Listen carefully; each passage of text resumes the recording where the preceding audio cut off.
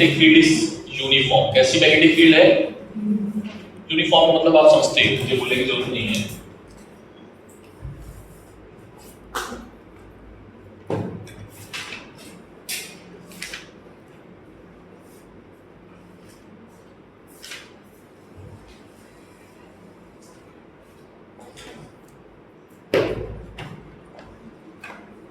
This magnetic field is uniform.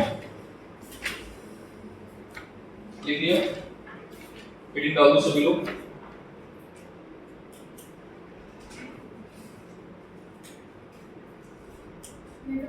Yes.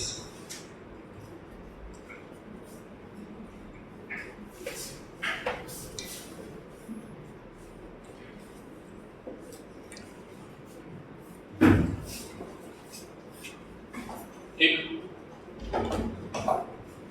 Topic क्या है? Topic क्या है? अभी हमने मैग्नेटिक फील्ड को पढ़ा, ठीक है। मैग्नेटिक फील्ड कैसे निकाली जाती है, किसने सिखाया? एक्चुअली पहले फील्ड आता है फिर फोर्स आता है, यही उसमें भी हुआ था। पहले गॉस लॉ आता है फिर बाद में कूलॉम्स लॉ आता है, लेकिन गॉस लॉ को बाद में पढ़ाया गया। यहाँ पर सिस्टमैटिक चल रहा है, पहले फील्ड पढ़ाया गया और फोर्स पढ़ाया गया, ठीक है। हुआ क्या, मैग्नेटिक फोर्स पे जब देखा गया कि चार्ज पार्टिकल को अगर हम किसी भी मैग्नेटिक फील्ड में रखते हैं, एक्सपेरिमेंटली देखा गया। किसमें देखा गया? एक्सपेरिमेंटली, कि अगर हमारे पास ये मैग्नेटिक फील्ड है, ठीक है,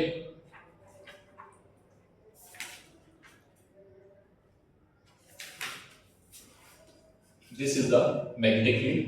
मैग्नेटिक फील्ड की डायरेक्शन किधर है आप बताने की जरूरत नहीं है, अंदर है या बाहर? बोलो।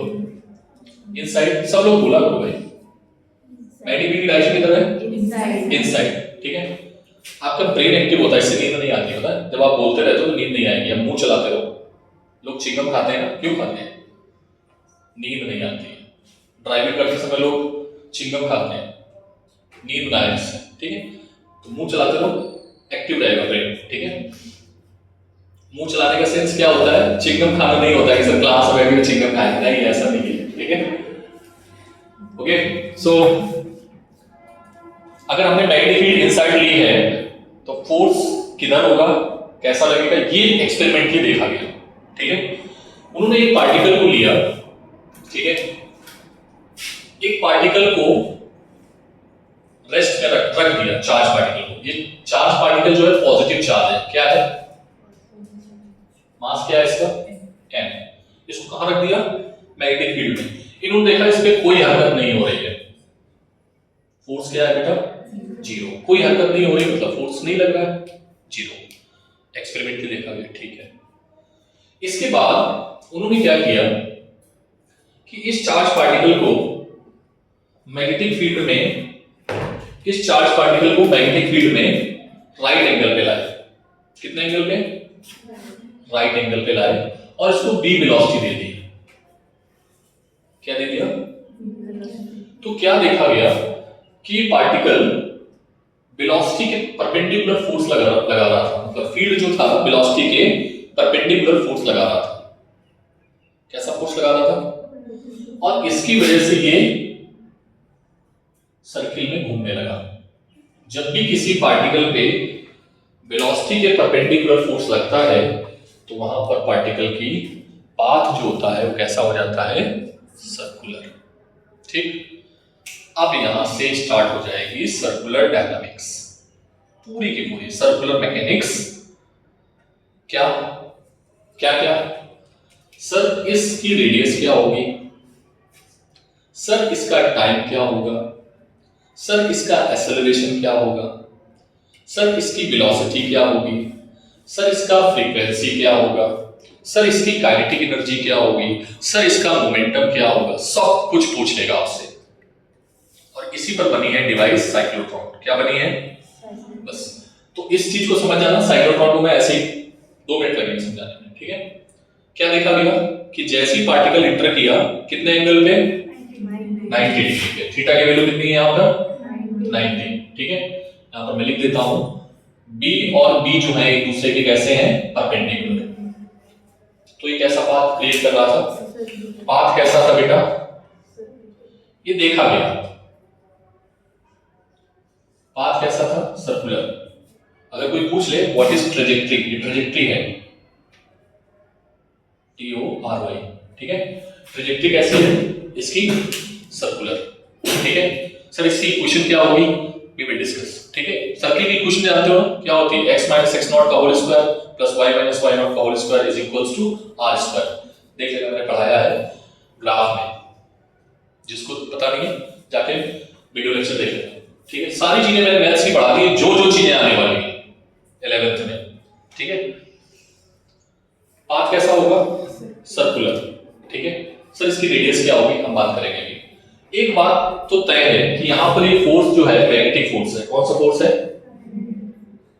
मतलब पहले रखा था चार्ज को तो इसके पास वेलोसिटी क्या थी? 0, ठीक है। तो फोर्स ने काम किया, लेकिन जैसे ही वेलोसिटी के साथ इंटर किया परपेंडिकुलर में तो फोर्स क्या देखा गया? लग गया। और कैसे लगा? सर्कुलर। बोलो दूसरी चीज क्या है? पार्टिकल को वेलोसिटी ऐसी दे दी गई, जिधर मैग्नेटिक फील्ड थी उधर ही फेंक दिया गया बी वेलोसिटी से, वो सीधे निकल गया, उस पर कोई भी सर्कुलर इफेक्ट नहीं आया, वो सीधे चला गया। जिस वेलोसिटी के पास थी वो उसी वेलोसिटी से वो आगे चला गया। ये देखा गया डेटा एक्सपेरिमेंटली। फाइनली एक फॉर्मूला तैयार हुआ। क्या तैयार हुआ उसको मैं लिखता हूं, ठीक है। कि जो मैग्नेटिक फोर्स है, मैग्नेटिक फोर्स, ठीक है बेटा, खिड़की बोलो, उधर खिड़की बोलो। मैग्नेटिक फोर्स Fm है, ठीक है। मैग्नेटिक फोर्स क्या है? Fm है। ये Fm कुछ फैक्टर पे डिपेंड करता है, ठीक है। पहला फैक्टर क्या देखा गया? This is depends on charge. किस पर डिपेंड करेगा? पार्टिकल पे जो चार्ज होगा, चार्ज ऑन पार्टिकल। दूसरा फैक्टर क्या था? ये डिपेंड करेगा वेलोसिटी पे। किस पर डिपेंड करेगा? किस पे डिपेंड करेगा? तीसरा फैक्टर क्या था? It is also depends on magnetic field. Yes और नो? लिखना नहीं भी, समझ लो। ये फॉर्मूला ऐसा है कि कम से कम 60 से 70 क्वेश्चन पीवाईक्यू में मिलेंगे आपको। पहला जो सबसे मोस्ट कॉमन जोन है, यहां से आने की प्रोबेबिलिटी रहती है क्वेश्चंस आने की, ठीक है। और केवल एक फॉर्मूला है, एक ही सिंगल फॉर्मूला, ठीक है। थर्ड फोर्थ क्या था बेटा? Fm is also depends on sine theta. Sir ये थीटा क्या है? Theta is the angle between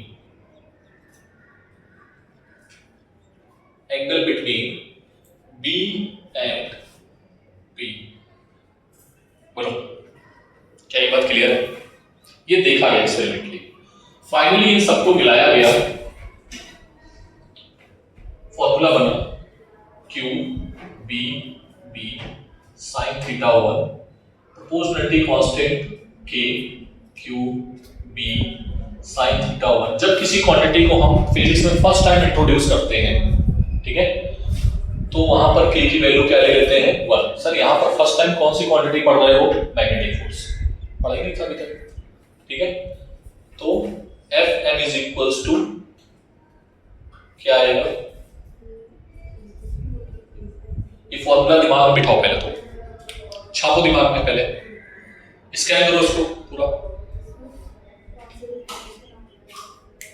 आपको दिख नहीं रहा? अच्छा, तो फिर जगह चेंज करनी पड़ेगी।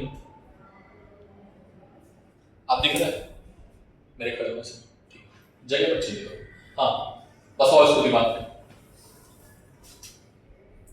Magnetic force F is equals to QBB sin theta, QBB sin theta, QBB sin theta. पढ़ो, दिमाग में बिठाओ इसके, न्यूमेरिकल उसमें मिलेगा आपको, ठीक है। और इसी फॉर्मूले से मैं सारे फॉर्मूले निकालूंगा, ठीक है बेटा। क्या देखा गया? इफ थीटा की वैल्यू 0, मतलब मैग्नेटिक फील्ड और वेलोसिटी एक दूसरे के पैरेलल है, या और थीटा इज इक्वल्स टू 180 भी एक तरीके का एंटी पैरेलल बोलते हैं। क्या बोलते हैं? ठीक है, ये किसका साइन है? एंटी पैरेलल, ठीक है। साइन थीटा 0 ले लो या 180 ले लो, दोनों केस में फोर्स जो होता है वो क्या होता है? 0, मतलब फोर्स काम नहीं करेगा। अरे हाँ ना बोलो भाई, पक्का? सेकेंड नोट पॉइंट बेहद इंपॉर्टेंट, वेक्टर फॉर्म। कौन सा फॉर्म?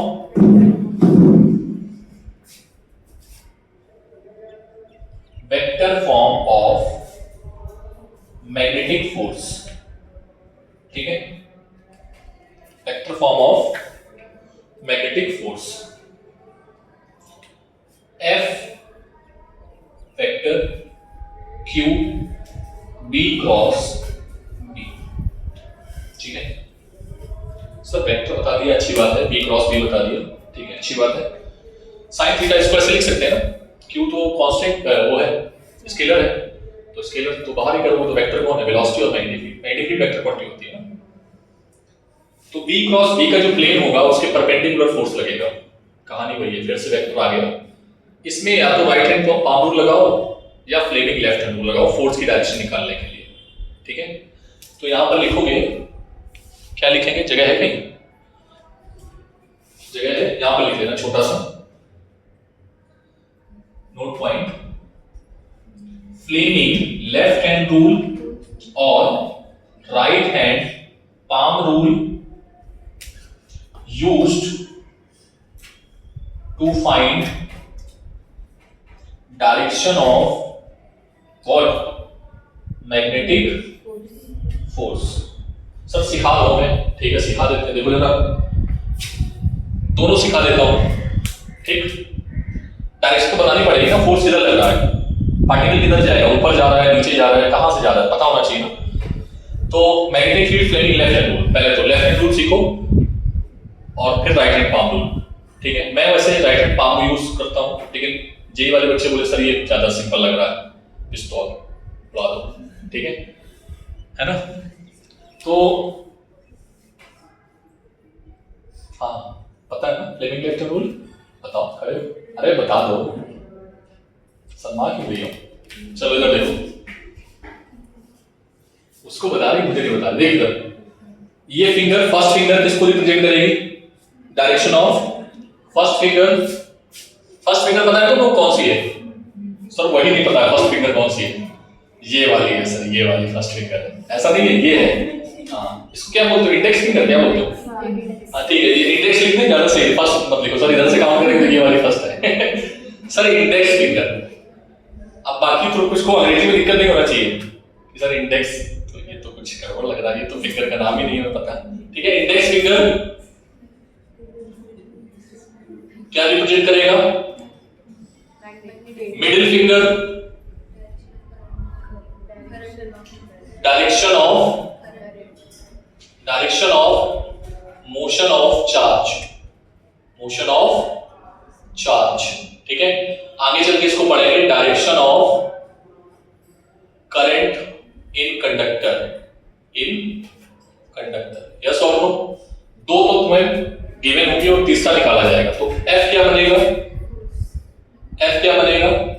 देन यहां पर लिख लेना, then thumb F will represent direction of F, ठीक है, डायरेक्शन ऑफ F, ठीक है, यही है फ्लेमिंग लेफ्ट हैंड। अब इसको बताओ क्लॉकवाइज या एंटी क्लॉकवाइज। मैग्नेटिक फील्ड अंदर की ओर, मैं दोनों रूल लगा के दिखाऊंगा, ठीक है, तुम्हें जो अच्छा लगे अंदर की ओर। ये है चार्ज की डायरेक्शन, चार्ज इधर आ रहा है, फोर्स किधर लगेगा? ऊपर। अगर ये फोर्स ऊपर लगेगा, तो तुम अब चार्ज पार्टिकल को ऊपर घुमा दो, अब फोर्स किधर लगेगा? इधर लगेगा, तो पार्टिकल उधर जाएगा, तो फोर्स नीचे लगेगा, तो पार्टिकल नीचे आएगा। तो बेसिकली ऐसे ऐसे करके घूमता रहेगा। ये नहीं बात समझे? पाम रूल लगाना सीख लो। पाम रूल कैसे लगाते हैं? राइट हैंड पाम रूल, ये वाली हथेली जो है थंब, ये वेलोसिटी की डायरेक्शन में रखो। किसकी डायरेक्शन में? ये फिंगर को कर्ल करो, किधर? मैग्नेटिक फील्ड जिधर मैग्नेटिक फील्ड है, जिधर मैग्नेटिक फील्ड अंदर की ओर है, इधर है सर, थंब किधर है? ऊपर, ठीक है। फिर जब ये ऊपर जाएगा पार्टिकल, हथेली ये है, फिंगर ये, थंब इधर आ गया, ठीक है। जो लगाना लगा, ठीक है। एक बार मैंने सिखा दिया, तुम कौन सा यूज करोगे? फ्लेमिंग लेफ्ट हैंड रूल, जो अच्छा लगे उसके बाद। तो ये क्या घूमेगा, क्लॉकवाइज या एंटी क्लॉकवाइज? तो इस पर फोर्स जो लगेगा वो एंटी क्लॉकवाइज लगेगा, ठीक है। कहानी समझ में आ गई? फॉर्मूला दिमाग में समझ में आया? वेक्टर है, डायरेक्शन कैसे निकालोगे? फ्लेमिंग लेफ्ट या राइट हैंड पाम रूल से। तुम लोग लेफ्ट हैंड यूज करो क्योंकि बच्चों को लेफ्ट हैंड ज्यादा पसंद है, ठीक है। उल्टी चीजें ज्यादा पसंद होती है, नो डाउट। फास्ट